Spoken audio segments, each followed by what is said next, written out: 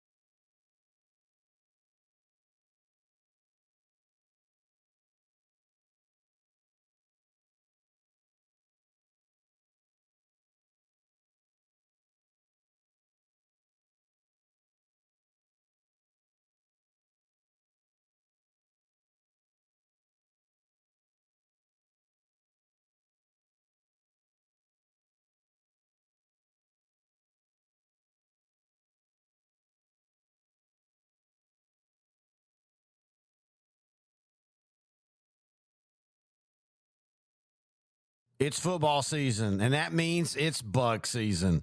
Heck, who am I kidding? It's always bug season in Texas. And that's why you need Grandeur Pest Solutions in your corner. They're locally owned and operated. They're trained, they're trustworthy, and they have a proven record as they have been in business for almost 10 years. They provide pest control against ants, bed bugs, bees, roaches, fleas, wasps, mosquitoes, rodents, spiders.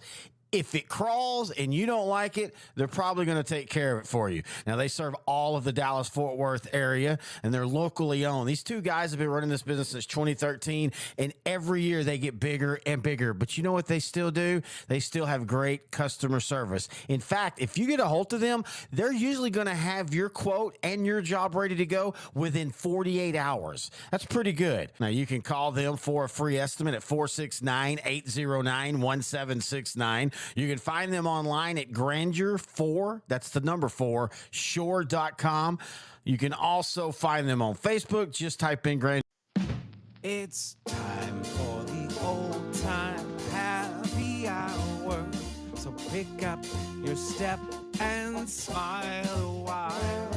What it do, everybody. Hello, it's OutDrank The Coverage. Happy hour. I feel like it's been like a year since we've done one of these, weirdly enough. We get in such a pattern in football season, then we get in a pattern in the off season, and for some reason it feels like it's been a while since we did a show. How you doing, brother? It has been a while, man. I'm doing pretty good. How about you? Oh, I'm doing well. You know, we are like, what, I think 87 days, 88 days away from the start of the NFL season. Yep. Subtract basically 10 days from that, and that's when the high school season starts and the college season starts kind of in between that. So, I mean, we are literally at that point now where we're about to look up and it's going to be the football season. I can't wait. And thanks for reminding me because I got to set up fantasy football leagues.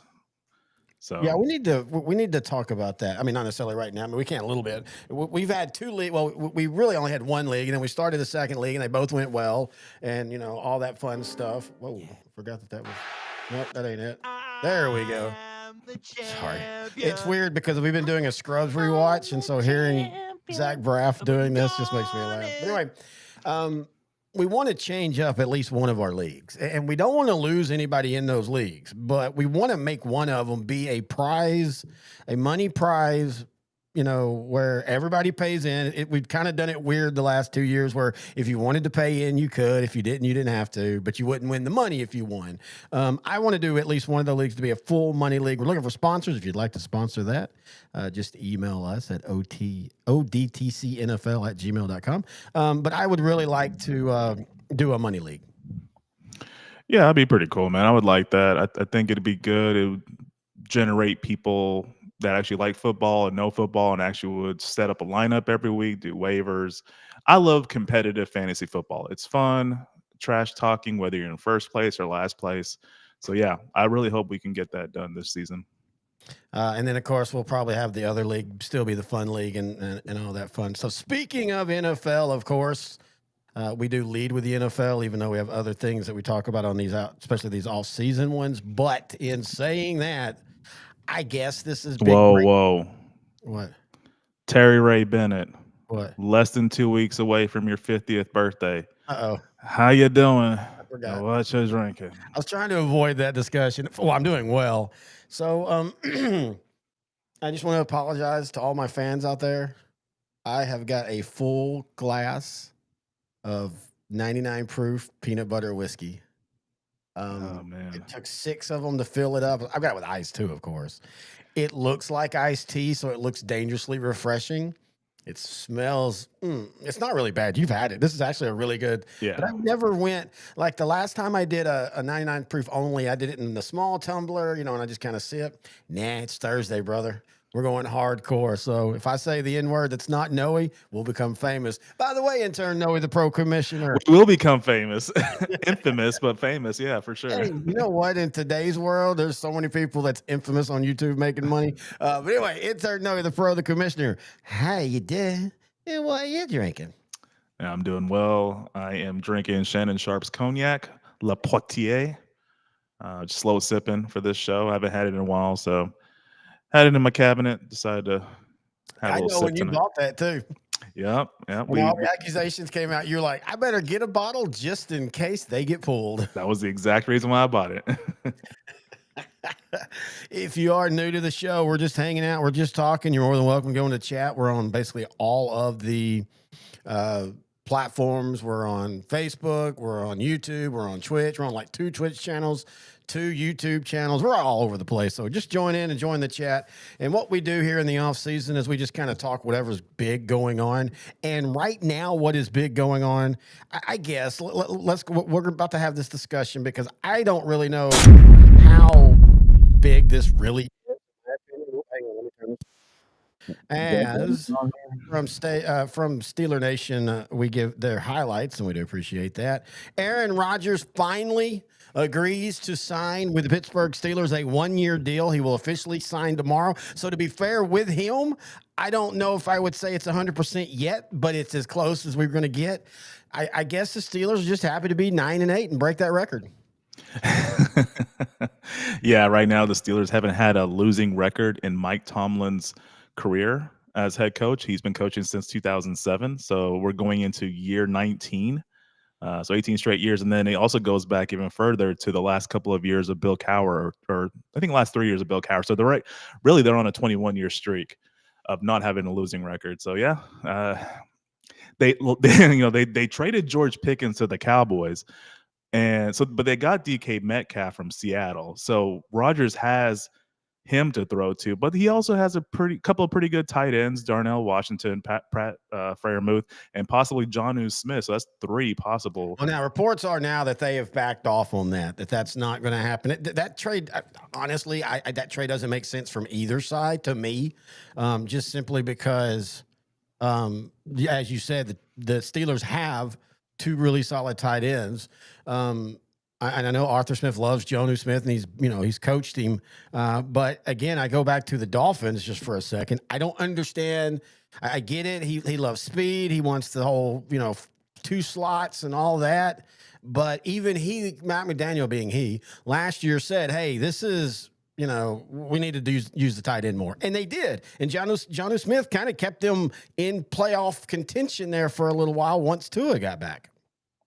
Yeah, that was such a good move when they got him. And I'm glad they actually used him. And I'm glad Matt McDaniel did, because like you said, they weren't doing that well. And then their offense was just missing something. And they still were missing something, but just adding the tight end component, which was head coach Mike McDaniel's goal going into 2024, it really improved that team. But they still are kind of a mess right now. And it's just kind of funny to me because in beginning of the 2023 season, the Dolphins look like the most explosive offense in the NFL.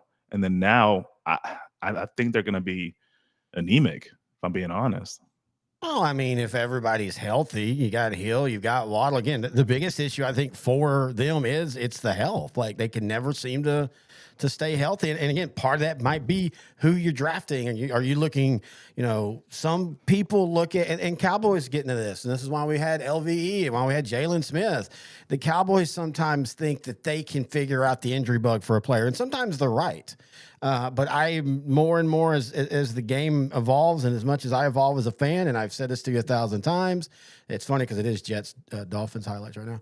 I believe that the best talent is availability. If you can't play, I don't care how good you are, it's not going to help me.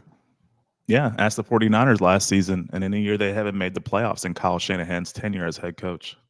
Yeah, and exactly. I mean, and they're a team that went from last year, everybody was talking about, hey, they're on the cusp of a dynasty, and they're about to make it back, and now we're like, hey, they might have got bailed out by their schedule a little bit, but you can never tell what the schedule is going to look like until the game actually starts to happen. But that's how quick things go in the NFL. That's why I've said literally the moment Washington beat Detroit last year, I said Detroit's on the clock now.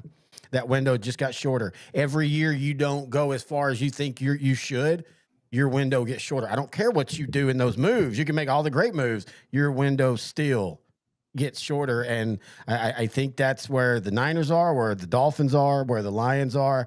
With the Steelers, I'll say this. If the defense plays well and the running game continues to do what they do, Aaron Rodgers is still a viable quarterback. If you're going to ask him to throw the ball 40 times, then you're going to lose a lot of football games. Yeah, no, this needs to be more of a balanced offense for the Steelers. But Aaron Rodgers is going to be playing under Arthur Smith's style of offense, and offensive coordinator Arthur Smith loves to run the ball. So this might actually kind of work out for the Steelers. And getting Rodgers to throw it 25 times a game as opposed to 40 will be a big difference. And I think if he buys into the team buys into him, I think this is a double-digit win team and not 10-7. Possibly 12-5 because they still have an elite defense. But we'll see. We'll see. I was going to mention something else. Oh, yeah. With Detroit, we had brought up the Lions. Well, I want to go back though real quick. My only issue, and it's not only, but one of my biggest issues for the Steelers is simply where they're playing in the division they're playing, because you've got the Ravens, who is still going to be a favored AFC team. You've got Cincinnati, who is still a Joe Burrow away from going 12-5 themselves.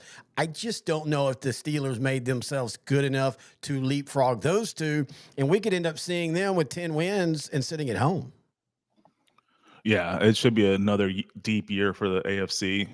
I mean, I could definitely see it. It just depends on what happens. They made some changes on offense. They try to get younger on defense. We don't know. We can just do a best guess estimate at this point. And also, I still contend, and I think you agree with me too, outside of the quarterback, the Cleveland Browns still have a really, really good roster. Like, this is still a good team. They just need to figure out the quarterback, and they're starting the rumbles again of Kirk Cousins to Cleveland, and Cleveland's starting to make that call. And they've already got 37 quarterbacks in their locker room, and they're looking to add possibly more. It's weird to think that Cleveland is fascinating this year, not because they're terrible or necessarily good. We just don't know what they're going to do. Yeah, and that does kind of fascinate me. It wouldn't shock me if they go out with a fast start, just because of you and I both love their draft class, except for one pick. Well, okay, and again, I do want to make. I keep saying I feel like I'm having to defend myself. I don't hate Mason Graham. I just thought it was for what they did trade wise and everything. I like that they got that first round pick. I think you could have traded down 2 more spots again. And to be fair, somebody had. Where'd that go? No, hang on. I don't even know where it's at. Hey, you're off today. You're way off today. Whoa, what the heck was that? Well, now knowing. There we go. To be fair, I just think, if nobody else wanted to trade with him, okay, I get it. I just felt that they could have doubled up that trade down and still got him in the 9th, 10th, 11th spot. Yeah, I mean, right now they have 5 quarterbacks, including Deshaun Watson. They got Joe Flacco, who's 40. They got Kenny Pickett. They got Dylan Gabriel from Oregon, the rookie, and they also got Shedeur Sanders. So it's a pretty big roster. My only issue is why they get Dylan Gabriel before they got Shedeur Sanders. Like there was no reason for that, but it's Cleveland. They gotta go. They gotta go full Cleveland at some point. Yeah, it felt like if you really I'll tell you what, if for somebody that, and you used to play it, but that felt like when you're playing Madden draft and you're drafting your whole team, and all of a sudden the guy falls that shouldn't have, and you're just picking him up because what the hell, you're playing a video game, you can just stash him. That I don't. To me, I still contend that's almost more of a slap in the face. And I'm not saying they meant to, but more of a slap in the face to Sanders than him not being picked before he was, because you not only told him we didn't want you 4 other times, we actually wanted another quarterback as well as you. The RG3 Kirk Cousins was weird because that was 2 first-round picks. It's weird that this is a 4th and 5th, and it almost feels like it's the same kind of, well, we don't really trust either one of y'all, so good luck. Yeah, I guess I almost feel Kenny Pickett's probably not going to make it out of camp. I think they'll keep Flacco. Yeah, Flacco's going to be your backup. Yeah. But going back to Detroit. Yes, sorry. I have no idea what's going to happen with that team because, one, they lost both of their coordinators because they both got head coaching jobs. Good job, Ben Johnson. Good job, Aaron Glenn. Yep. But another thing what happened this week, the retirement of 29-year-old All-Pro center Frank Ragnow, who to me was one of the top 5 players on that team. it's going to be hard to replace him. I'm not sure who the center is going to be. I don't think the guy they got, I think it was a guard they got in the draft, Tate Rutledge. I don't think he's going to be the guy, but what do you think about Detroit going in this season? Because I think that Ragnow retirement, he's only 29 years old, but he's just banged up. I really think that's going to affect that offense and that chemistry going into. I think Detroit will have a slow start. I think first off, I want to see if he stays fully retired. You think he'll just pull a Brett Favre and change his mind? Well, yeah, at 29, I think it's a little bit different, but yes, in theory, the same thing. I think you could see him, feeling better towards camp. And maybe it's not even maybe it's the beginning of the season. Maybe the Lions start out kind of slow, like you say, and they're struggling with their offense and their running game. And maybe he goes, you know what? Screw it. Let's do this. I also, dude, look, the Cowboys have been blessed with amazing centers. We've had, Mark Stepnoski, Clay Shiver. We had Clay Shiver from Florida State. Hey, he was on the field when Emmitt Smith broke his record. Yeah. Travis Frederick. I can't think. Ray Donaldson. Ray Donaldson, very underrated. Derek Kennard, who filled in for Ray Donaldson. Yeah. When Ray Donaldson, I love having a great center. But I also believe now more and more that's a position you can plug and play. You just he's not going to be good as Ragnow, but if you can get someone that's maybe not quite as good, they're still going to be okay. I still contend for Detroit. The biggest questions I have are simply the coordinators. And I still contend that defense is not that good. I'm happy for Aaron Glenn and all. I'm still blown away that he got a friggin' head coaching job off the performances he's done as the defensive coordinator for a team that basically whenever they have struggled, it has been because of the defense, and they have gotten torched by good and bad offenses. That is true. I will give him the benefit of the doubt, and we've talked about this. I really think the injuries toward the end of last season were the big factor going into the playoffs and why they got eliminated. When they were healthy, Detroit did have a top 10 defense.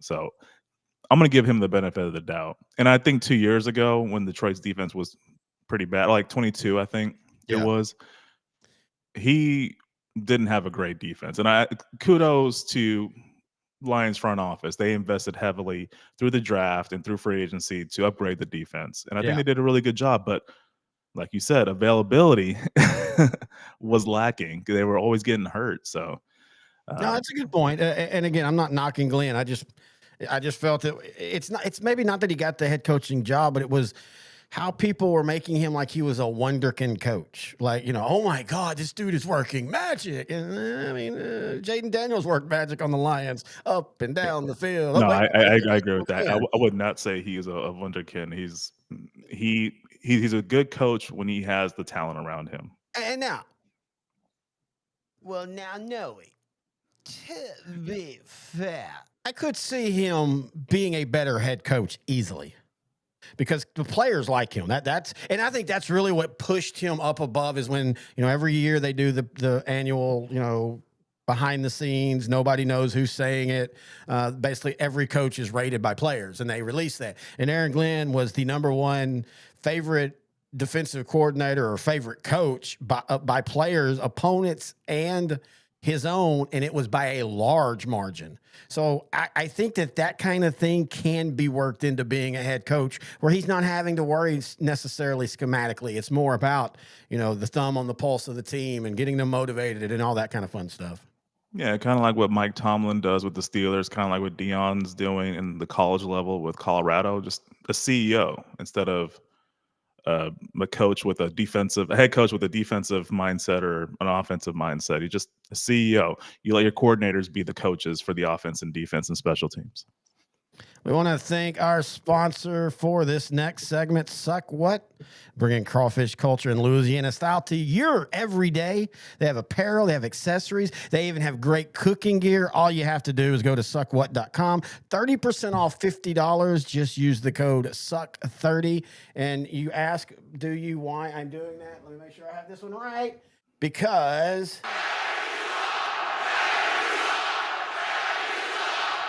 it's time for the Suck What. What sucks?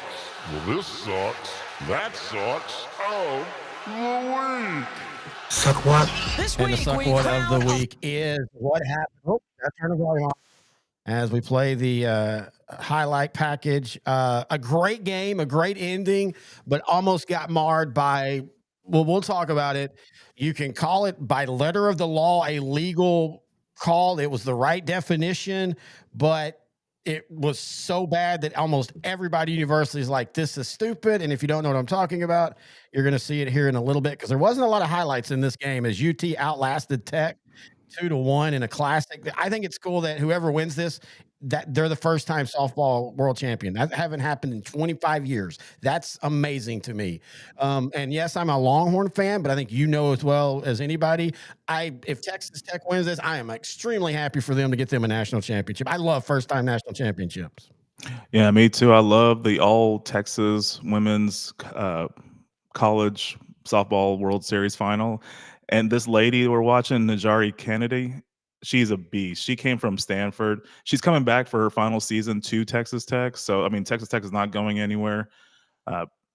She was great for the first, 5 innings. It was just that one play in this bottom of the sixth that out, did her in. But I mean, for the whole series, for the whole postseason, she's been just lights out for Tech, and she basically carried them. She started every game for Tech.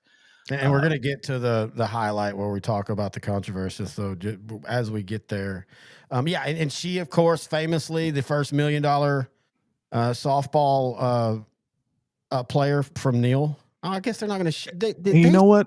Good. Hey, look, good for. Hang on. I'm sorry, but I got to say this. ESPN skipped the controversial play. Oh. How do you skip that in a highlight package? I don't know, man. That is really weird. Okay, I'll try to find it. But go ahead. Say what you're about to say. Sorry, I didn't mean to cut you off. That just blows my mind that they skipped the biggest, most controversial point. I mean, are you telling me that you're so worried about the controversy? I mean, you would think that would drive people to watch the videos. This NIL, name, image, likeness, how college players are getting paid nowadays, this is what it was meant for sports like swimming, for softball, sports that don't really drive the dollar for universities. But she was able to get $1 million for this season playing softball at the college level, and that's awesome. And I'm glad kids like her are getting paid, because they deserve it. They're earning money. They're selling jerseys. This is what it was meant for, and I really appreciate that. And I'm glad she definitely earned the money. I watched the semifinal game. Oh no, it was the regional. I think it's like whatever the equivalent of Elite Eight is. I mean, she can throw in the mid 70s, and then when she just comes out with a mid 50s pitch, it's just not fair at that point. Well, and softball, because of how they throw, she can throw every game, and she has thrown every game, and she will throw every game if it goes past tonight. And 70s is like 100 miles per hour in baseball. Yes, and you also the fact that you have to, it's more offensive now. They made a few changes there. For a time, it was only, basically, if you had a great pitcher, you were winning, and that's all. You didn't even need runs. We've become a more offensive, the sport has become more offensive in a good way, but she still is good enough that, Texas, it's one of those classic, Texas probably has the better roster, 1 through, 10, but she's the best player on the field. It just depends on how big of a gap that is, because Texas's pitcher is pretty darn good too, and she pitched really good. Well, and finally, here's the play. I want to go ahead and get this going. This isn't the exact play. This is the catch. Oh, okay. After we watch the after we watch the play, I'll go over the rule and then we'll discuss. All right. So Texas Tech had a player on first base. Here's the play. That's beautiful. Beautiful throw. Great tag. They were out by 3 feet. Right there. Yeah. Now, I do not disparage the Texas Tech coach for calling for a review. That's what you have to do. It doesn't matter how trivial it is. If you think it will give you an advantage, it will. And it did. As by letter of the rule, they said that the Lady Longhorn's foot was inside the running path. I don't even know if it is, though. Like, whether you want to call it tic tac or not, I don't even know. To me, I'm sorry. And again, people listening, watching that know I'm a Longhorn fan. Oh, it's just your Longhorn. I promise you, I would say the exact same thing if it was reversed. That's a terrible call. Whether it's right by the rule, if you want to read the rule, please do. But whether it's right by the rule or not, that was a terrible call. This is what we talked about before the show: form versus substance. Form is by the letter of the law. Yes, that was obstruction. Substance is where you take a step back, look at the big picture, see what happened, and think, okay, this person was going to be out anyway. Good didn't obstruct the path of Hellerman. It's an out. I don't agree with them being that much of a stickler for the rule. The rule is 9.5, and there's the NCAA softball rule book. It exactly says obstruction occurs when a defensive player, neither in possession of the ball nor in the act of fielding a batted ball, impedes a batter's attempt to make contact with a pitch or impedes the progress of any runner. So technically, technically, that is an out. Or, I mean, that is an obstruction. So Texas Tech should be able to go to second base. But yeah, I agree with you. Substance will always, in my opinion, supersede form. And well, it's what John Madden used to say. You know, we had gotten before he passed away, and this is like really before it got really bad. That weird, we joke about Dez, but that 2013 to 2017 ruling, he goes, we've got to go back to, if it looks like a catch, it's a catch. If it looks like that's an easy out, that's an easy out. If the Texas Tech player would have slid into her, okay, then call obstruction. That's fine. But she didn't. She didn't slide into her. She wasn't even close. And I'm just glad for Texas it worked out. And again, I'd have said the same thing for Texas Tech, because I just thought I don't want any championship being decided by that kind of stuff. And apparently, it's been one of those bad years for softball officials and reviews and umpires and stuff. So apparently it's one of those things that a lot of people are going to look at and talk about. And I think they'll tweak the rule. But yeah, I mean, technically by rule, I guess she had her foot there. Yeah, I mean, I would have called it an out and not reviewed it. But yeah, kudos to Texas Tech head coach, because that's his job. You have to challenge it no matter what, because that goes to your team's advantage. And it worked out for Texas Tech in that inning, but not at the end of the game. But well, and here's what happened, and this is oddly enough, the way Texas puts it on the board is just as goofy as Texas Tech was trying to walk, an intentional walk. Now in softball, you don't intentional walk out like you do in baseball. You just go up, and smart play right here, as you're going to see if you haven't seen it. I love that she throws a rise ball, which is basically their version of a fastball. Slapped it into, so she was trying to walk her. They were trying to walk the bases loaded with 2 outs. And I can't remember her name. She sees that it's high, but sees it's in her level and just rips it for a base hit. Perfect form. Great play. Now, I still feel like this game will go, or this series will go 3. So tonight's game 2 of 3. Yeah. You think Texas Tech will take it tonight? Yeah, I do. She's just too good of a pitcher. But now I will bring up that whether it affects them now or later in tomorrow, I think they go 3 straight. They might take one night off. Yeah, it'll be 3 straight. The one thing that if you're a Tech fan, I'd be worried about is Texas has now seen her. This will be the 3rd time they've seen her this year. Now they beat Texas Tech twice, but in the regular season. But one of those times Kennedy wasn't pitching. But they've now seen her 2 times, and she's a great pitcher. But if you're just watching the highlights, Texas got a lot of good rips off her. There was a home run that missed by like a 1/4 of an inch from hitting the foul pole.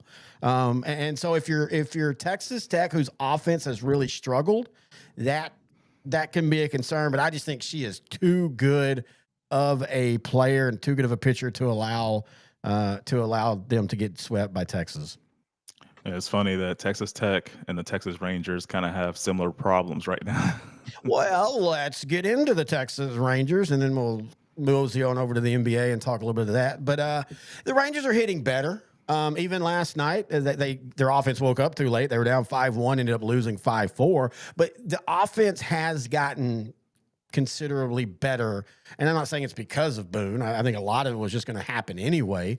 But look, right now, the Rangers, their biggest issue is consistency. But I know I frustrate myself by saying this so much, but it's true in baseball. It's still a long season. We haven't even hit June 15th. As long as they're hanging around the West, that's all that matters right now. Baseball, especially, it seems like of late, has become it's a 30-game dash, and whatever happens in those 30 games can wipe away the whole season, good and bad for teams. I mean, as of today, the Rangers are fourth from last in RBIs. Pitching wise, they're third in ERA. So this is a team that's pitching strong, and they need to get a bat. Right now, they're still hanging because of that great pitching. Seattle is not blowing away with the AL West. Yeah, they've cooled down offensively themselves. Houston now leads the AL West. They're 33-28, so they're 5 games over 500. Texas is 4 games under. They're only 4.5 out of first place. So yeah, let's not panic. They have a negative 2-run differential, so it is what it is. They're not really playing well on the road either. They're 9-20, but and that's I think it's still too early to call them.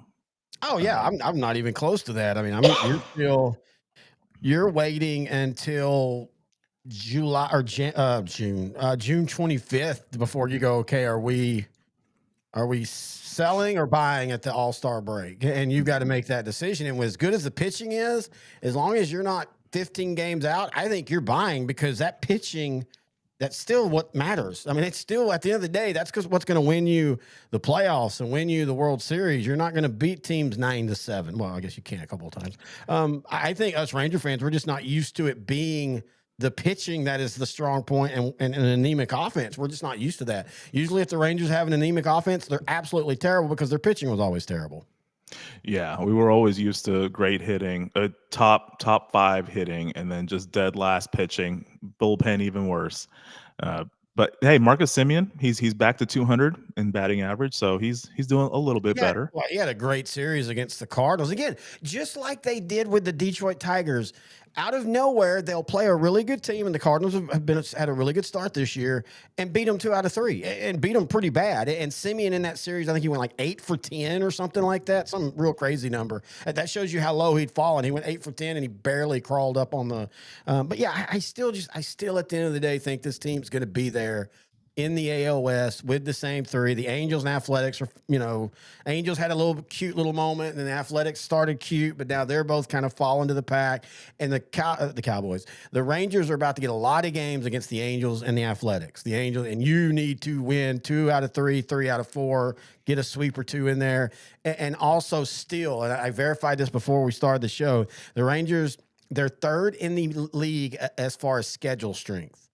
Like, okay. I can't remember the last time they played a bad team that wasn't Oakland or the Angels. Yeah, Chicago, maybe the White Sox, and they lost one of those. They lost 2 of them actually. They lost. Yeah, they almost got swept. But to be now, no. I'm gonna have to get this patented. The White Sox are not the Rockies. Yeah. I was hoping that would segue you into, speaking of the Rockies. Oh, congratulations to the Colorado Rockies. Yeah, they finally won a series. They finally won a series. As bad as Chicago was last year, I think the Rockies might end up being worse. And this isn't the NFL. This isn't basketball. If you're going to tank, you got to tank like the Astros did, and you got to tank 4 or 5 years in a row. And I think that's what the Rockies are like. Screw it. Let's just completely tank out. A couple years ago, we made the playoffs. We thought we were building around Chris Bryant. We thought it didn't work. Charlie, what's his name? Blackman retired. Yeah. I say just do what the Astros did. And I don't mean that in a disparaging way. Clap to the Astros, because not only do you have to tank, you have to hit every one of those draft picks, and the Astros did. And I don't mean just the first round. You need it in the second and the third. And I think the Rockies are just going to do that. And I'm perfectly fine with that. Yeah, I'm perfectly fine with it too. The Rockies, I think they don't qualify for a number 1 pick this season because they've had it for so many years in a row. So I think they have to. It's some rule MLB did to prevent tanking. If you've had the number 1 pick or a top 5 pick for 3 years in a row, you automatically start at number 10 the following year. They call that the Astro rule. The Astro rule. Houston's been great for the last 10 years, so it works. I would have 3 bad years if I could get 10 great years. I'll be fair. I didn't even know about that rule. I think that's a stupid rule. I get it. You're trying to avoid tanking. That's perfectly fine. But what if you're a team that just, the roster's bad and you're having to rebuild. And so you're hamstrung by not only you have a bad roster, but then the league is going to then hamstring your draft picks because you're bad. That's weird. Yeah, it is a little weird. But Colorado needs to do something. It's a beautiful stadium to go to. The scenery looks great. I just wish they could find good pitching on a consistent basis in Colorado, because that's always been a problem. They've had great years of great hitting, but I mean now they just suck at both. So yeah. Any other baseball you want to talk about? I mean, Aaron Judge is killing it. The Tigers and Cubs are the 2 best teams as of right now. I don't trust either one of them. Yeah. I've been really impressed with Hunter Brown, Mhm. Houston Astros ace pitcher. He's leading the league in wins.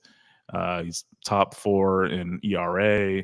I think he leads in strikeouts. No, wait. He's not leading in strikeouts, but quality starts, he's leading the league. You never would have thought that when you think of the AL West, you think, man, almost every team has solid pitching. Yeah. I mean, going into this season, we knew about Seattle. Seattle had the same issue that Texas is having this year, but Yeah, I agree. And again, they've kind of slowed down their hitting, and they're kind of falling back to the mean. And I always say this, one of my favorite broadcasters of all time, Tom Grieve, when it'd be in July and they'd be talking about somebody, and "Oh, Josh Hamilton's only hitting 240 for the year. Tom, what do you think?" And Tom would say, "Well, what did he hit last year? He hit 280 with 35 home runs. What did he hit the year before? He hit 280 with 37 home runs." And he goes, "I'm betting by the end of the year he'll be close to that." And then they get to the end of the year and he'd be there at 282 with most average stars and great players will find their stroke at different times of the season. Now that doesn't mean you can't have a bad season. Players do all the time, but I tend to agree with the great ones, or everybody really. You end up falling to your mean, wherever that is, but we'll see. All right, let's go to the NBA. This was going to lead the show. You and I talked about this all last week when it happened, or was it last week? Was it when I was in Kerrville or when I got back? I can't remember. Anyway, the Knicks, shockingly, well, at least on surface, shockingly fired Tom Thibodeau, who had taken them further than any coach had in 30 years. Even after they finally make the Eastern Conference Finals before bowing out to the Pacers, a lot of people were shocked. I was shocked at first, but then I started really reading and I kind of understand it. This is a guy who will only play like 7 players. He grinds down rosters. That's great in the regular season, but they did look tired in the Eastern Conference Finals. Now, I don't think that even if he had played 3 more players all year, that they would beat the Pacers. But I think that's the other problem too. I think they realize the Pacers might have passed them and the Celtics, at least for next year, because I think the Celtics are in a lot of trouble next year. Now, if Tatum comes back and he's healthy, and that's not a big guarantee with his injury, but if he comes back and he's healthy, I think by 2027 they're back to being the Celtics. But I think the Knicks realize next year it's basically them and the Pacers in the East, with maybe Cleveland. But Cleveland reminds me of the Bruins a couple years ago when they had the great record and then got their ass kicked in the playoffs. Cleveland's still going to be good. You like how I used the Bruins and not the Cowboys in 2022 or 2007. But I think Cleveland's still going to be really solid. But I think a lot of great seasons made them inflated bigger than they really are, if that makes sense. No, yeah, it makes sense. I mean, I could definitely see that, man. It reminds me of when I grew up, Indiana and New York, battling. Hey, dude. Reggie Miller, Spike Lee. Okay. What's going on here? I'm just pouring a little peanut butter into my cup. You already had 6 shots in there. I needed a 7th. I took Oh, one down. man. Hey, it's honor of D-Day. We leave no man behind. So I get to tell you my memory, and I've told you this before. And sometimes Jamie's listening, so Jamie, if you're listening, pop in. What became my college roommate, William Barnes, Coach William Barnes, we met in Longview, Texas, at an athletic club. And it was an athletic club it was the only place in Longview outside of a high school or college that had an indoor basketball, full court and everything. And so we worked there. We got to be real good friends. We, got to be best buds. Obviously, he was, like I said, he was my roommate a couple years later. But what we would do is when we'd get off work, we'd go down to Chili's during the playoffs. This was right when I was about to turn 21 too. So we'd go down to Chili's during the playoffs and on TNT, and you'd watch the Eastern Conference game and eat wings and queso. And this is crazy. I didn't drink back then. Eat wings and queso and stuff. And he didn't drink at all. And then by the time the second game, whether it be Houston, San Antonio, or All Out West, then we'd order the big Philly cheesesteak. And we did that every day during the NBA playoffs. And the Titans, the Pacers and the Knicks has always been and will always be one of my favorite rivalries that I don't have a true I'm perfectly fine with whoever won every time. I always wanted the Pacers to win, and I'm torn now because I would really love the Pacers to finally get their championship because that's a long storied program that just haven't ever quite been able to break through. But I love the Pacers and Knicks, and I hope it's back. So too, like there's some Dallas connections there because Jalen Brunson's the star for the Knicks, and he was a former Maverick. Rick Carlisle is the head coach for the Pacers. He was a former Mavericks head coach of the 2011 NBA champion Dallas Mavericks. So I'll be rooting for the Pacers. I don't have any issues with Oklahoma City either. They had the best record in the league, 68-14. The MVP, Shai Gilgeous-Alexander, SGA. On paper, Oklahoma should win in 5. I do like the way the Pacers play overall. 1 through, I don't know how big the roster is, but top to bottom, they play tough. You love Tyrese Halliburton. They got Pascal Siakam, the current star. Halliburton is a future star. Yeah. I could definitely see them pulling off the upset, but I was going to ask you what your prediction was for this series. I'm going to go ahead and say Oklahoma in 5. Now, before you say it, just to clarify, Oklahoma City has actually won an NBA championship, but that was when they were in Seattle, and they were the Supersonics in 79. Yeah, that doesn't count. First off, I feel like this could be the championship for the next 2 out of 3 years or so. I think if the Pacers are going to win, it has to be this year.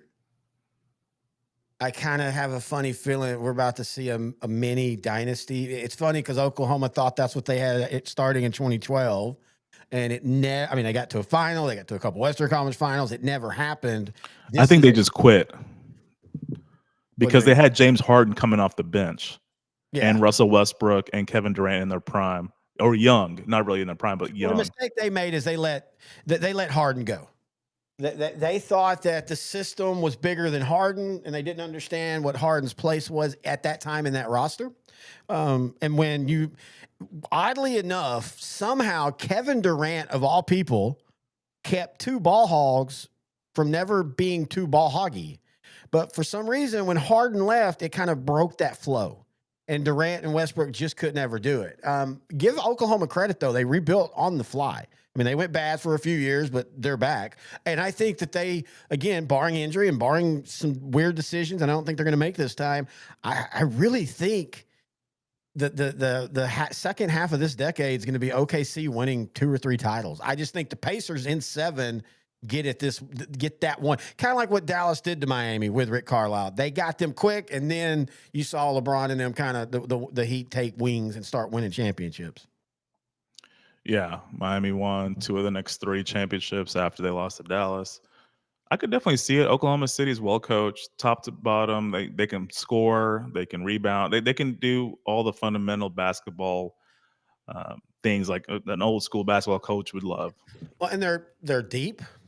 There's really no flaws on that team. They've got guys with great contracts. they're a type of team that over the next few years, I could see them bringing in the last hope guys. Bringing back Durant feels kind of like I could see that. If they could take Durant and say, dude, you're a sixth man now. Be the sixth man. Be James Harden. I think you could see him revitalize his career for a few more years, because it's not like he's been terrible at Phoenix. It's just they've had to use him for a lot of minutes at his age, and he's always hurt now. Again, your best talent's availability. Yeah, and right now, I think about James Harden with the Clippers. He was kind of thriving this year. I mean, I think he was mostly in the starting role, but whatever's going on with Harden, he's playing way better now. And maybe just a change of scenery for Durant. He could still spot start. He could still start. Let's not kid ourselves. I just think Phoenix Suns were a bad situation. It just didn't work out with him and Devin Booker and Bradley Beal. They just didn't mesh well together. Phoenix is another one that needs to win a championship, dude. They've been so close. I actually rooted for them when they made it and lost to the Bulls. That was such a great Suns team. I love those uniforms. Oh, God, yeah. I had such a hatred for Michael Jordan. Why? Because he and again, this isn't his fault. Hot take from Terry. We need to drop some of those. Hot take for Terry. Michael Jordan ruined basketball. Not his fault, but Michael Jordan created something that everybody else tried to emulate, and it became the dribble the clock down, one-on-one, get the shot clock to 15 or to 10 seconds, then make your play and shoot. I grew up in the 80s where it was a great defense, gave up 105 points a night because the teams didn't try to run down the shot. In fact, their whole thing was move the ball up the court. Let's score. And again, it's not his fault, but I contend that he made 90s basketball and early 2000s basketball kind of unwatchable. And that's where I vehemently disagree with you. That's fine. I thought it was outstanding basketball.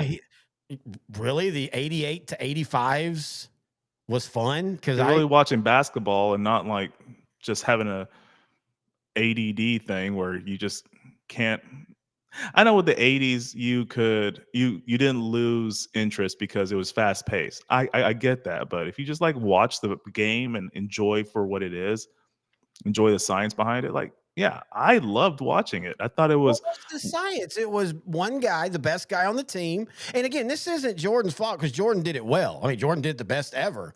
But it was basically every team tried to emulate that. Have your point guard dribble up, hold the ball, bounce, bounce, bounce, bounce, bounce, bounce, bounce, maybe one pass back to bounce, bounce. You'd have two guys switch under the rim just to look different. And then at 5 seconds, he would try to drive in for a lay-in. Occasionally, he would kick it out for a three. That I just didn't like that. I liked bringing up the ball, point guard to forward to center, back over to forward, running picks and things like that. That's one thing I appreciate about Donnie Nelson, the pick and roll. That I still love that. That is. And what did I get him? A lot of wins and great lead in and not what won. He does have one championship, not as a head coach. He does have one championship, but that was because his team didn't play defense. That's one of the most fascinating things about basketball, though. Is the pick and roll is the most simple play maybe in all sports. And yet when it's done right, it cannot be stopped. There is no viable way to stop it as long as the guy off the pick makes the right decision. Stockton to Malone. What did that get them? 0 championships. Well, Carmelo got a lot of 12-year-olds. Oh, man. I think his son plays in the NFL. I don't know who he's bringing. Because I think he was the product of an underage relationship. I was about to say, is this one of the other ones that he doesn't acknowledge? Because he doesn't acknowledge his like daughters and stuff. Wow, this is our show. That's why I love our show. And there's 6,000 people watching. We apologize. So the big, going back to the Knicks, the big is Mark Malone. Is that his name, Mark Malone? Former quarterback for the Steelers. The Denver coach. What's his name? Mike Malone? Mike Malone. Sorry. The problem is he kind of coaches the same way. Like a lot of the problems that ended up happening in Denver was the veterans. And of course, let's be fair, as great as Jokic is, he doesn't want to play any more minutes than he has to. But apparently the frustration inside the locker room was they were like, dude, you were wearing us down. Kind of reminds me of Billy Martin with the Yankees. Billy Martin that's a great comparison. Or Bum Phillips with Earl Campbell. Like, take 100 less carries off of Earl Campbell in his heyday, and I bet he plays 5 more years. And, it's the same thing I've learned with football, like with CeeDee Lamb. I don't want CeeDee Lamb to leave. I'm glad he's signed. I hope he stays a Cowboy. But I also am perfectly fine if he doesn't have 130 catches, because at what point how many of those catches become pointless? Like, you didn't really need them to win. You'd already either won or you were behind. But so I'm curious to see what the Knicks do. I have I don't think he would do it. Don't say Rick Pitino. No. Another Rick Carlisle. Why? Why would the Knicks take Rick Carlisle? No, why would Rick Carlisle leave Indiana to go to the Knicks? Oh, I don't think he would. But I'm saying I would love for the Knicks to at least try. Think about that. Him, to the mecca of basketball. And I don't care what anybody says. When the Knicks are better, the NBA is good for it. Folks, when the Lakers are better, the NBA is good. You can be mad about that all you want. But when your Titanic teams are better, that it just makes it all fun. And I could see him wanting to scratch that itch. Now, the problem is he's a Pacer guy. I mean, he was a Pacer guy before the Mavericks, played with them, head coached with them, then went to Dallas and then went back to Indiana. But I don't know. I think it'd be fun. I think it would be fun for someone like him. I just don't want him to go with Malone, not because I think he's a bad coach. I just don't think you're not improving from Tom Thibodeau. It's the same guy. But with Tom Thibodeau, it was the issue of he can get you like Mike D'Antoni on the opposite end, offensive minded. He can get to the conference finals. You just can't get to the finals. You're not going to win a championship doing it Thibodeau's way or Mike D'Antoni's way. You can get far, you can make the playoffs, but that's your ceiling. And I think, like you said, that's what the Knicks probably felt. This is their best season in 25 years, and they still fired their coach. Yeah. The D'Antoni one, I always remember that the Mavericks opened up against them one year. And it was after, I think it would have been Nash's second MVP year. And, he vowed, hey, we're going to be more defensive. And Dallas went out and beat them like 140 to 135. Yeah, that 06 season when they beat them in the conference championship or the conference finals, by game 6, you could see that high-paced offense just wearing out. And the Mavericks were just playing with them at that point. It was kind of sad. Steve Nash has actually talked about that. Him and Dirk were on a podcast a few years ago. I think it was right when Dirk retired. And it was on the Rich Eisen show. And they were just talking about, they basically, once he left for the Suns, they had that one epic thing, and then they kind of never really bumped heads again. And Steve Nash talked about that. I think he said it was game 3 is when he realized we can't stop them, and it's going to take Dirk having a terrible night, and and all that. And he literally said what you said. It was like we were wore down in a different way. I don't know. I just would love to see them take a flyer. Oh, Miami Heat coach Eric Spoelstra? That would make a lot of sense to New York. He's won different ways. So he's won with stars. He's won without stars. He's won with a cross-dresser. I mean, he can win multiple ways. Hey, so yeah, I could see him in New York. Who was the cross-dresser? Jimmy Butler. Jimmy Butler's hang on. I mean, I'm not going to look up that. Oh, have you seen some of his interviews? He is fun. I like Jimmy Butler. I know he can be. I love him too. I love those charismatic guys. I would not hate Jimmy Butler on the Mavericks. You got to understand he's got an attitude sometimes, but I also think maybe he's realizing he can't be number 1 anymore. And a lot of times, those are the players that might have been what you'd call troublesome, but once they realize they don't have that upper echelon talent, they're just really, really good, they kind of find their fit. Sean Marion was like that. Sean Marion in Phoenix, they battled all the time about him. He felt he should play more and he should shoot more and all that. And then he went to Dallas, realized what his role was, and just absolutely flourished. So I could see that. But yeah, dude, him going to New York, Eric going to New York, dude, that fits a lot of things, because it kind of feels like maybe it's time for the Heat to make a change. Maybe he's worn. I mean, he's been there now since what? 2008? No, yeah, something like that. Yeah, 17, 18 years, something like that. Yeah, I mean, and he's won almost every year. And they've been, even though they've only won the titles when they had LeBron, every other year it feels like they're in the Eastern Conference Finals. And it's and they made it to 2 championships this decade with with just Jimmy Butler leading the team. Yeah, and so I could easily see maybe the Knicks. I just don't want the Knicks to go with. I just feel like if they go with Malone, you're just getting the same guy. That's all. Yeah, and Malone was able to win a championship with the Nuggets 2 years ago because the Nuggets needed someone to kick him in the butt Mm-hmm. for that season. Yes, I agree. But now it's just different. I forgot the new head coach. I think it's Adelman, but he's Rick Adelman? no, it's some younger. I forgot David Al. I don't remember who, but his coaching style is way better for this Nuggets team. And they had a competitive 7-game series against Oklahoma City. I think with a full season with him as head coach, I think the Nuggets might actually be the team that comes out of the West next season. I still think Oklahoma. I think Oklahoma is about to put down their dominance. I think teams like OKC, like the Nuggets, and depending on how the Mavericks rebuild around Cooper Flag, or not really rebuild, but how they build around him, what the Lakers do, I think they can all be competitive. Don't get me wrong. And even like the Bulls dynasties, even if it was in the Eastern Conference where a lot of their battles were, it wasn't like they were walking through titles, 404, like Moses Malone, foe. So I think there will be teams that will compete with OKC. And I don't think OKC necessarily will make it every year, but I think we're going to have to live with OKC being at least in the Western Conference Finals for the foreseeable future, which I'm fine with. Yeah, I'm fine with too. I think SGA is going to become a household name at some point, and he'll do some commercials and all that. He'll become more famous. I just can't believe they were able to get him from the Clippers, and they really didn't have to give up as much as you would think to get him. He's only 26, finally won the MVP. Trade, rebuilt 2 franchises.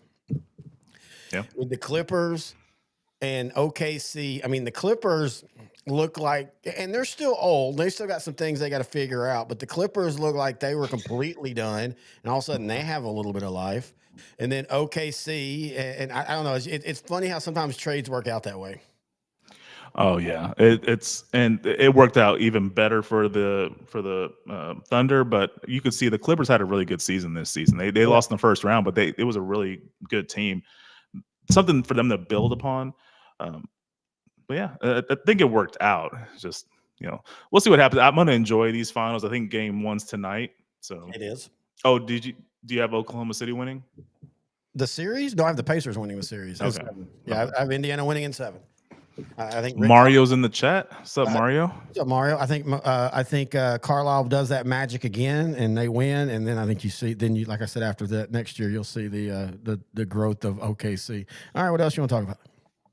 Well, since Mario's in the chat, talk about a little bit of football. Jim Marshall, legendary defensive end for the Minnesota Vikings, passes away. He was, I believe, 87 years old. Unfortunately, a whole great, probably should be a Hall of Fame career ruined by the wrong way play. Sadly, one of the most infamous plays. In a game that, it mattered, but it wasn't like it was in the playoffs or anything like that. It was, I think it was against the Niners, if I remember correctly. It was, yes. I'm here. I'm pulling it up right now. It was 1964, so it might be black and white. Mario says Indy in 7 as well. All right, Mario, you need to quote Shannon Sharp when you're doing it. Oh, I guess I should be quoting because I'm drinking his cognac. What did he say? He did that thing where it was like Lakers in 5. I don't know if you ever watched that quote. Oh, no, I guess not. Yeah, he's like he'll say 3 or 4 things and then he'll end it with Lakers in 5. Oh, this is the digitally remastered colored version. No, this is the actual film. No, it wasn't black and white originally. Oh, I don't remember. I don't know. I mean, you were kind of born around that time. A little bit later, but so famously, a fumble happens. Jim Marshall picks it up, and he goes the wrong way. This is a guy that had the consecutive games record at 270 for someone that played for one team, and a legendary career. I feel so bad for him. I think he was in his 3rd or 4th year with the Vikings at this point. I've only seen it. By the way, I want to say I've only seen it in color. I've never seen it in black and white. Oh, I think the first time I saw it was in black and white. Okay, yeah, I've only that one. The one I just posted, that was video that was posted 14 years ago.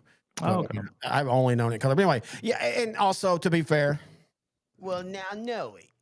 I'm gonna wear that button out. You don't That's know what how she much you said. say a word until you put it into the encoder. But them not winning a Super Bowl also hurt. Of course, Minnesota infamously in the 70s, basically either lost in the Super Bowl or lost to the Cowboys in the playoffs. I mean, there was that's all they did. It was a great run. Oh yeah, it was great teams. But the Cowboys, for all the talk about the Cowboys and them making 5 Super Bowls, the 7. If you want to look at why you needed a salary cap, you don't look at the 90s, the 80s. You look at the 70s, because it was basically in the NFC. It was Dallas, the Rams, the Vikings, San Francisco in the early 70s, but then they got to be really bad. I mean, that's the whole reason why by the 80s they had great drafts and Bill Walsh, because they had gotten so bad. You had Washington in the earlies and then in the late 70s, but they didn't quite break through in the late 70s. It was in the 80s when they really found their stroke. And that kind of was it. I mean, the Eagles popped up in the late 70s for 2 years. Atlanta, very underrated Atlanta defense, might have been the best defense of the 70s, and that's including the Doomsday, the Purple People Eaters, the Fearsome Foursome, the Steel Curtain, all of them, the Grits Blitz. I just love that name. But yeah, Dallas, the Rams, and the Vikings kind of kept everybody else down. Yeah, one of those 3 teams was in the NFC title game every year for the whole decade. Well, and in 10 seasons, it was 5 for Dallas, 4 for the Vikings, and oddly enough, the Rams only made it one time. But in 10 seasons, that's it. You had Washington pop up one time. Yeah. And every other year. But the problem with the Vikings were, again, kind of like what we talk about, I think maybe with like the New York Knicks and Tom Thibodeau, I think Bud Grant wore the team down. I think that was such a physical team. And you and I have talked about this so many times, and it's one of those things that I never really thought of until, Kyle Shanahan said it. When you're a physical team, you get beat up just as much as the team you're imposing your will on. And it made me go back. I remember doing some research and finding some old, like Nate Newton and them talking about, like, yeah, dude, we would bowl a team over and everybody thinks we're, partying on Monday. And he's like, well, Michael was. He said, but us offensive linemen, man, we were in the room getting all our medical done because we were all beat up. And so I think that's what happened. And also matchups. And they just had bad matchups. It's just weird they had bad matchups against different teams. Yeah, the one consistent thing was their offense just wasn't there in all 4 Super Bowl losses. It wasn't there against Kansas City, Pittsburgh, Miami, Oakland. They were just putrid. So the defense really had to make up for it, and they just couldn't, because it's kind of a massive deficit when you are basically trying to stop one team, but also try to maybe create turnovers, because your offense is not going to do anything when they get back out there. Yeah, and again, though, and that's an offense that in the season was Fran Tarkenton and amazing. Well, not the first Super Bowl. Joe Kapp was the quarterback. A lot of people don't know that. I know you do. MVP, 1969 MVP, Joe Kapp, yeah. For the first one. And that was just a bad matchup. That was Kansas City. Very, like, that team, they peaked a little too late age-wise. If that team would have been younger in the 70s, I think Pittsburgh would have had a lot of trouble beating Kansas City year in and year out. But that team they had been AFL studs, and that team was aging out. And them getting that Super Bowl was kind of like Dirk winning his championship. It was kind of the last chance for them to do it, and they did it. It's kind of funny. The Kansas City Chiefs and Green Bay Packers kind of had similar trajectories. They were both seasoned teams. And I think they bet in the first Super Bowl. Yep. The game's a lot better than what people give it credit for. Green Bay ended up stretching it out, but that was a competitive game for a half. First or the second Super Bowl? It was the first Super Bowl. Yeah, Raiders in the second. Okay, yeah, because the Raiders beat the Chiefs in the AFL title game, and kind of not an upset, but everybody thought Kansas City and Green Bay was going to be round 2. And they both those teams had 1 or 2 good years in the early 70s, and then they were bad for the rest of the 70s and the rest of the 80s, and they kind of came back in the 90s. So they kind of just. And then Kansas City had a consistent run like no other, but we all know Marty Ball couldn't get them into the Super Bowl, and then they went so bad, like we were making fun of them like the Cleveland Browns. There's a video on YouTube, why are the Chiefs hated now? And it's like, okay, I understand. It's rinse and repeat. Any dynasty, yeah, eventually you get hated. What's the from The Dark Knight? Aaron Eckhart played Two-Face. Mm-hmm. What's his quote? Like, you either die a hero or you live long enough to be the enemy. Yep, and that's 100%. And people forget. They remember the '95 Cowboys and all the crap, but they forget the '91 the 92, how they took the NFL by storm and everybody loved them. And, oh my God, this flashy thing. Well, old white people probably didn't love them because they were cocky and all that. But, that's how that worked. And then they kept winning and then people got bored. Same thing with the Patriots. Folks, Yeah. you okay there? Yeah, Mike went out for some reason. I don't know. I need to probably get a new mic. I don't know. It's not like you use the mic that much. You use it for all your sex shows. But Oh boy. people forget the Patriots were massive fan darlings in 01. Especially after 9/11, they were the under. Yeah. The Rams, who had been wonderkins in 99, they were now tired. Nobody ever really liked Mike Martz. Dick Vermeil was the soft, sweet guy of that team. And you had, Kurt, terrible movie Warner. And you had a great roster, but a great character roster, like just a lot of fun guys. DeMarco Farr. People forget he was, for 10 years, he was on TV. I wonder if he just decided not to do that anymore. Because DeMarco Farr used to be on all the shows, and now I don't ever see him anymore. I mean, I hope people don't think he can't do it. I hope maybe he just decided, hey, I've done this enough. Because, hell, he was doing that for 10, 15 years after he retired. Yeah, he had a really good presence on camera. I liked him. Blows my mind that we are now 3 generations in of people only knowing Troy Aikman as a broadcaster. That is the same as a fan like you in 1992 only knowing John Madden as a broadcaster. Actually, no, that's even further because Madden had coached up to 78, 79, 92. I mean, we're talking, I guess 2000. Yeah, about the same. But yeah, that's the same thing. There are 10-year-olds now that don't know that Troy Aikman was a quarterback other than they hear it when Joe Buck. My parents, I don't know why my dad hates it. I don't know if he doesn't get that Joe Buck, that's the joke. Joe Buck's like, Hall of Fame, Super Bowl winning Troy Aikman who says nothing wrong. I love, Joe Buck's one of those, I think, speaking of people used to hate until he finally allowed to show his real humor. That dude is so funny. He's so self-deprecating. I mean, he will go on a show and just be an ass, like on the show about the broadcaster. I can't think of the name of it. Hank Azaria. Anyway, he has a famous scene there where Hank Azaria is like, I fucked your mom, Joe Buck. And he's like, well, my mom's dead. And Hank Azaria character, Brockmeyer says, oh, that's why she didn't move around a lot. I mean, for Joe Buck to allow that, I mean, that takes a lot of, you got to have a lot of sense. Hey, I just thought of something now. There's kids that don't even remember John Madden as a color commentator, only as a video game. Yep. I am not lying. There have been people that were in my gaming groups. I've had multiple gaming groups over the years. As people age out, move, they just can't play. And 10 years ago, one of the guys, we were talking about, hey, you're getting a new Madden, blah, blah, blah. And one of the guys, and he was 16, 17. Why is it named Madden? Like, who was Madden? And he asked it very innocently. And once we showed it like a picture, like a video of him broadcasting, I think I've heard my dad, That's another thing people don't understand. There's multiple generations of guys that play Madden and then they don't watch football. And I told you, my dad in the chat, he hates it when Joe Buck. And we're back with Hall of Famer Troy Aikman, 3-time Super Bowl winner. Love it. But yeah, it's just crazy to think that. I don't know how you can tell we're winding down. What else you want to talk about? The only other topic we really haven't discussed is hockey. I don't want to talk about that right now. Well, come on. Well, okay. Well, will there be a Canadian Stanley Cup winner this season? No. Okay, so the Oilers, Edmonton, and Florida rematch of last year. Edmonton won game 1. Leon Draisaitl with a game-winning goal in overtime. That was a stupid penalty by the Panthers in overtime. A delay of game penalty, which is just that's like a Flozell Adams false start 4th and 1 at the goal line to win a Super Bowl. That's in hockey. That's that you don't make that penalty in overtime. I still think Florida is deeper, but let's turn it to the Stars. So Peter DeBeer, the one thing about him, he's notorious about year 3, something always goes wrong.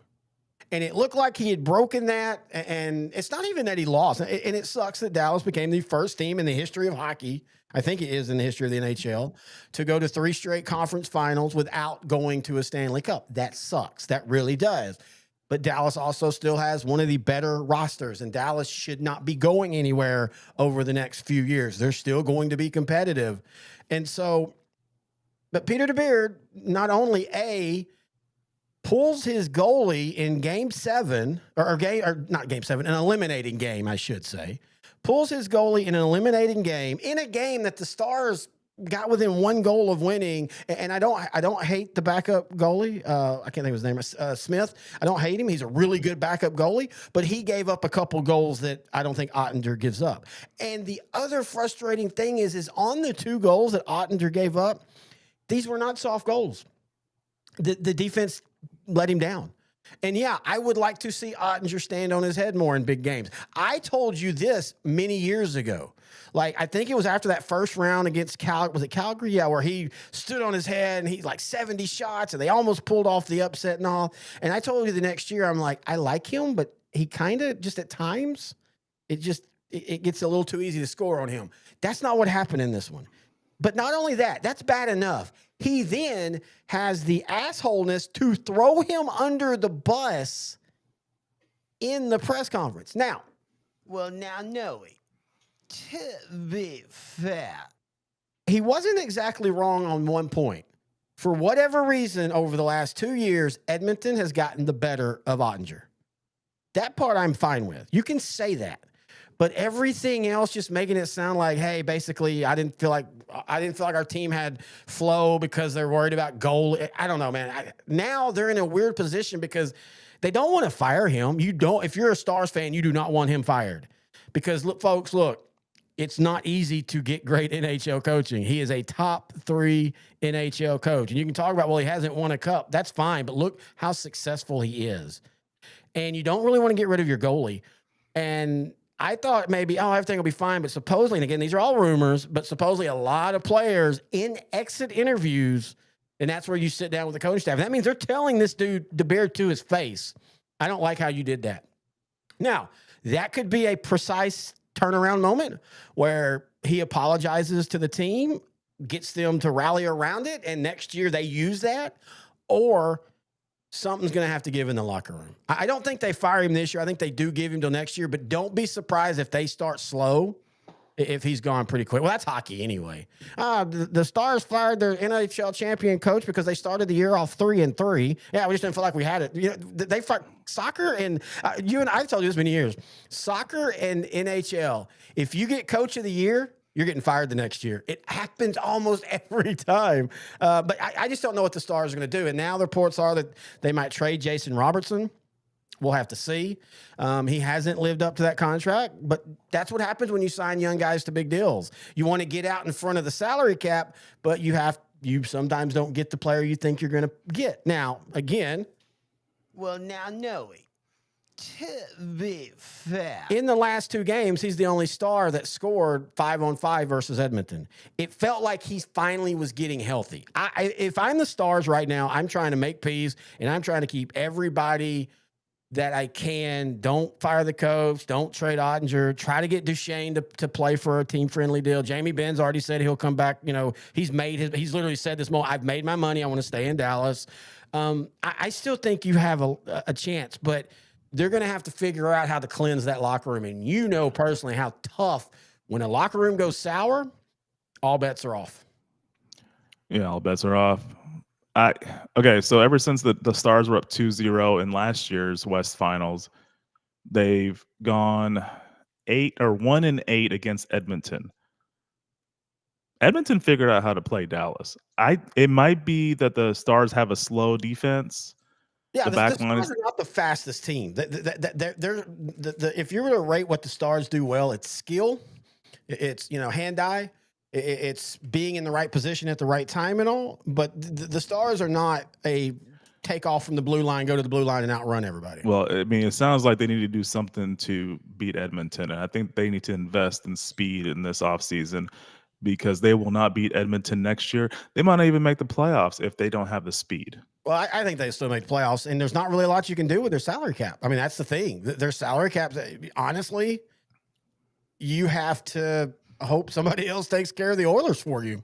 I mean, go back to the 95 Cowboys. Cowboys don't win a Super Bowl if Green Bay doesn't beat San Francisco. I will Yeah, San Francisco would have Die on killed that it. Yeah. hill. You just have to hope, hey, maybe somebody else takes care of them. But yeah, you and I have talked many times. There's a world where if the Rangers beat the Cardinals in that World Series, I think the Rangers go on an Astros-like run. I think they might have been in the next couple of World Series, might have even won back-to-back World Series. But once that locker room got tainted by that collapse, fair or not, and they still made multiple playoffs after, but it never was the same. Even when they got the 1 seed, which in baseball is still just the weirdest thing to say, but even when they got the 1 seed, you and I are like, yeah, they're going to get beat by Toronto. I mean, this is cute and all, but here we go again. And for the Stars, they've got to figure it out, because I do believe that in all of sports, hockey is the one that you cannot have a bad locker room. You can win with a bad locker room in other sports. Hell, some of the teams that have won are notorious for having bad locker rooms. You don't ever hear of a Stanley Cup winning team and then 10 years later, oh, we all hated each other. Hockey is such a, it's just by what you do and the positions you play and just how small the roster is going to be. It is such you've got to be copacetic with everybody. And I think that the Stars got to figure that out. But again, I think they could come out being better for this if they handle it right. Yeah, I think they handle it right. They'll be fine. I don't think the Bear has to be fired, but they need to make some kind of change because they can't beat Edmonton. They might be able to beat other teams, but they just can't beat Edmonton. And I think they'll keep being in their way. And of course, again, Edmonton's so weird because, they started out the back-to-back years kind of slow, and then they get it hot. And again, this also goes back to the playoff format. Look, we can talk about whatever, but Dallas had a harder run through the West, period. I mean, you just look at the records. And so maybe that's part of it. Maybe if they were flipped and you had Dallas going on Edmonton's side and not having to play a team in Winnipeg who everybody thought for the longest time was maybe the Stanley Cup favorite, or the other team that everybody thought was the Stanley Cup favorite in Colorado. And then you see Edmonton, maybe if you flip those, it's Dallas that's won, 8 of the last 9 matchups, because last year's playoff run was tougher for Dallas as well. Yeah, they opened it up against the Stanley Cup champion Vegas Golden Knights, and they beat them in a 7-game series. That was pretty tough. 7-game series. Classic. But so, again, that's the thing. That goes back to also, you and I have talked about that. I don't like the hockey format. I get why they did it for a while, because they were trying to create some rivalries where rivalries had kind of died down. But you can have a rivalry, but that rivalry can get tiresome. Just like you and I have talked about, Boston, New York. I love Boston and New York, man. But now, and it's not quite as bad now, so they've went to back to a little bit more balanced schedule. But back when you were playing your own division 4,000 times, it felt like every other week was Yankee Red Sox rivalry. Yeah, I think right now they limited them to about 19, 20 games a season. Yeah, the baseball tweaks their schedule way more than what people realize. They'll tweak it to where sometimes it's imbalanced, meaning you're gonna play everybody in your division 1,000 times, and you might play like you get basically 2 home and aways with everybody else in the league, and then 1 home and away with everybody in the National League. And then they'll go back to now where you're still, of course, playing your division more times, but not as imbalanced as it was. But yeah, I still think Florida at the end of the day wins, but I would like to see Edmonton win. I know I'm a Stars fan. I don't have any hate for Edmonton. I don't. I would love Connor McDavid to win the cup because, NFL quarterbacks and superstars and hockeys take the most flack for when you don't win championships. I mean, look at what's happening in Toronto right now. The Toronto still has a really young roster and everything, but they're about to blow things up because they can't get past the second round. And hey, Mitch Marner might be coming to the Stars as a rumor. I think Dallas makes a play for him. Yeah. Dallas has a really good formula right now, and why they're able to sign players like him and Duchesne is they say, hey, look, prove yourself with us this year, and you have a chance to win the cup. So come here 1 year, $7 million, prove yourself, and then you can get your big 10-year, $100 million contract somewhere else. Yeah, that's why Jim Nils, I think he was a finalist for GM of the Year this season. Back-to-back years. Yeah. And that's the thing, man. You look back to 2020 and the fluke run they had, and then they missed the playoffs the next year because of injuries. And that was a really good team. Again, hockey's weird, man. Really good teams, even though a lot of teams make the playoffs, really good teams still miss the playoffs. And in fact, I think that 21 team was the highest pointed team to not make the playoffs in like 30 years or some weird thing. And then they made the playoffs and they got beat by Calgary when Ottinger stood on his head. And everybody thought, okay, well, that was a nice little run for Dallas. They're going to go back to just being a decent, not great team in the West. And then Jim Neal started hitting home runs with the roster. And all of a sudden, since 2020, and I know it's frustrating, they've been to 4 Western Conference Finals, 1 Stanley Cup. Yep. You can't ask for anything else from a front office. And it wasn't really the team that made it to the Stanley Cup final was a COVID year, but it was. I mean, you might want to I don't want to put an asterisk, but it was. The only reason I put an asterisk behind it was because the Jim Montgomery thing had happened. And that's another thing. They've done all this with 3 coaches. With one of them, they had to fire because he was a drunk. Yeah. And I am so glad that he's back. And I really would love to see Jim Montgomery with what Dallas has done. And honestly, I hope that if that bridge hasn't been so burnt that he might. I've heard it is, though. I've heard from somebody that knows that what he did was. It wasn't. It's sad because there's a lot of good distilleries that are popping up around here. Oh, wow. Can we, if we ever had him on the show, we have to drink water the whole time. They had to fire him and then they brought in, or not brought in. He was the Rick Bowens was the bench coach, but that team, I don't know if they make the playoffs without COVID because they were crashing late. Injuries, everything had taken its toll on them. They had started real hot. They'd won the Cotton Bowl. Everybody forgets about that one. It was a great game, but because of COVID, everybody forgets about that one. They had won that, and then they lost like 8 of their last 10 games. And I don't mean OT, I mean straight losses. But when COVID hit and they stopped, they drew a line, kind of like the 81 playoffs for baseball and football. They drew a line and said, all right, you are already in. Everybody else has to play in. Dallas was the last team that was guaranteed second round. So you could say COVID year, but after that, though, they beat great teams. I mean, they beat Colorado. They beat Vegas. And the back-to-back Tampa Bay game, that's what lost the series. They lose the one in overtime. They won game 1. They lost game 2 in overtime.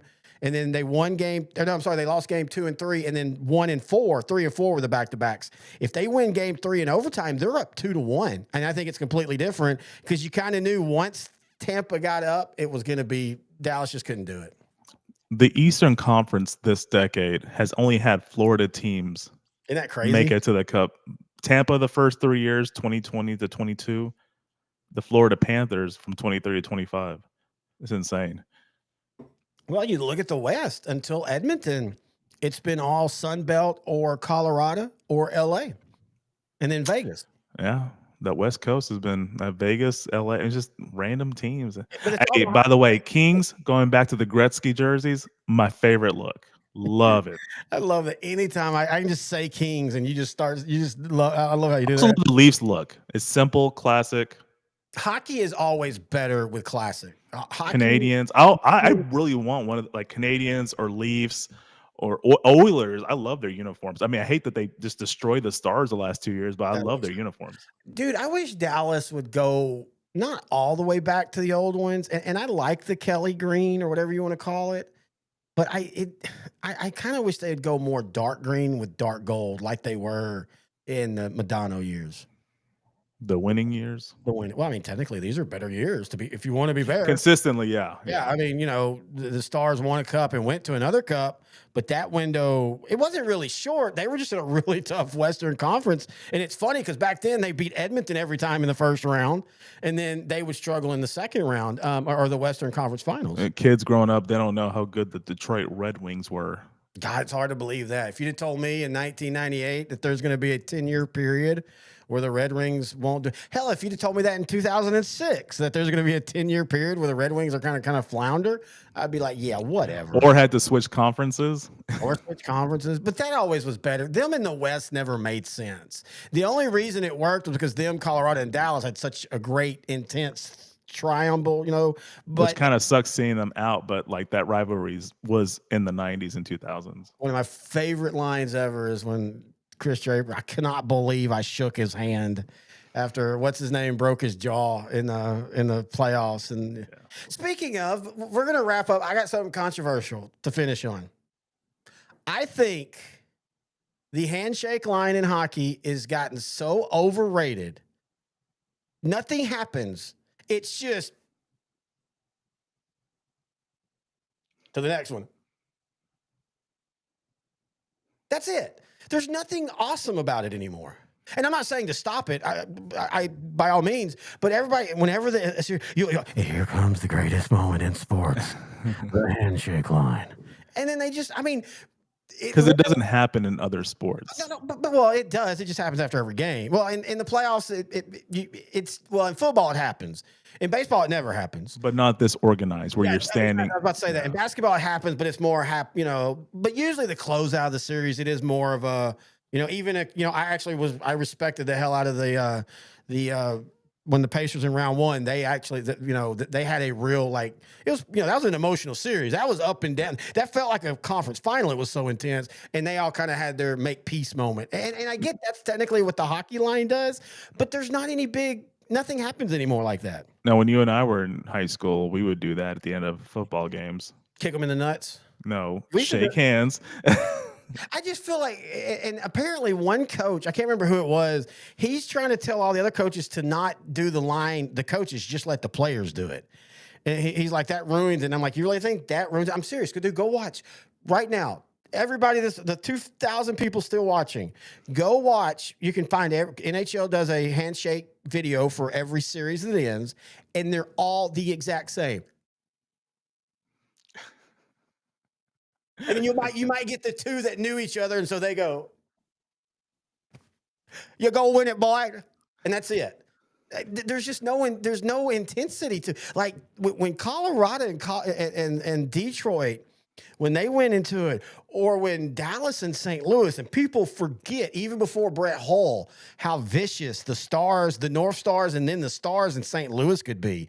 And you had a handshake moment. You're wondering, does somebody get punched? You just don't have that now. Anyway, that's my hot take. You have anything else you need to say? No, that's it. I think we covered everything that's happened in the last couple of weeks. Yep, man, we will be back. Oh, we won't be back in 2 weeks. I'm taking the week for my birthday. Actually, we're doing stuff almost every night for my birthday. And so we'll be back here, I guess, the 25th or so. We got to do one more show before your birthday. Oh, maybe we'll do one that Monday. June 16th. Let's do it. I'm going to get drunk on my birthday. This segment brought to you by Billy Barbecue. Enhance your outdoor cooking experience with their premium line of durable, high-quality stainless steel camping grills. You and I were talking about, you've actually been camping a couple times with me and then a few times by yourself. One of the things that's the most frustrating is figuring out, like, how you're going to eat and stuff and how you're going to cook. And Billy Barbecue takes care of that. And it's real simple, man. They just simply have these. Where did the pictures go? Oh, here we go. Here's one. Not the one I wanted. I'll have to pull it up. They have this one that you can use camping. But my favorite one, it's the grill that's just over the fire. It's just a grill, and it's big enough, and you can cook steaks on it. Yeah, it's perfect for that kind of stuff. So check out Billy Barbecue. Check them out on Facebook and go to their Amazon store. Just type in Billy Barbecue, and you can also find them at billybarbecue.com. Let's try this again. Until next time, he's intern Noe the Pro. I'm Terry the host, and this is